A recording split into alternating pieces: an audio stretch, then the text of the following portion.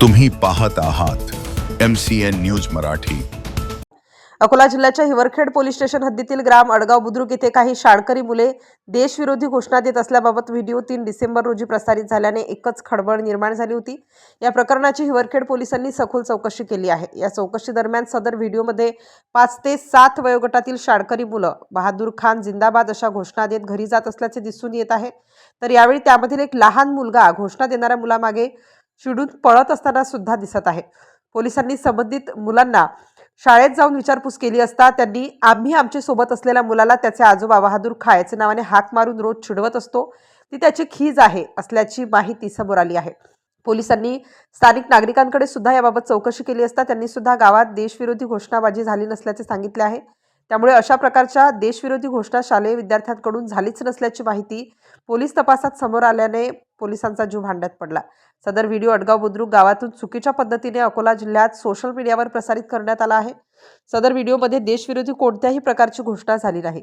कोणीही सदर व्हिडिओ चुकीच्या पद्धतीने सोशल मीडियावर प्रसारित करून समाजात जातीय तेढ निर्माण करून कायदा सुव्यवस्थेचा प्रश्न निर्माण करू नये असे हिवरखेड पोलिसांतर्फे जाहीर आवाहन करण्यात येत आहे। MCN न्यूज मराठीकरिता बाळासाहेब नेरकर, हिवरखेड। नमस्कार, मी गजानन राठोड, ठाणेदार हिवरखेड, जिल्हा अकोला। मी सर्व जनतेला आवाहन करतो की काल दिनांक 3 रोजी हिवरखेड हद्दीमधील ग्राम अडगाव बुद्रुक येथे काही शाळकरी मुलं संध्याकाळी घरी जात असताना कुठला तरी घोषणाबाजी देत असल्याचा एक व्हिडिओ सोशल मीडियावरती प्रसारित करण्यात आला होता। त्यासंबंधी पोलीस ठाणे येथे एक तक्रार प्राप्त झाली आम्हाला की सदर व्हिडिओमधील मुलं हे देशविरोधी घोषणा देत आहेत, पाकिस्तान जिंदाबाद, पाकिस्तान जिंदाबाद। त्या तक्रारीच्या अनुषंगाने आम्ही आज रोजी सकाळी यातील जे विद्यार्थी आहेत त्यांची विचारपूस केली। सदरचे विद्यार्थी हे लहान असून 5 ते 8 या वयोगटातील आहेत।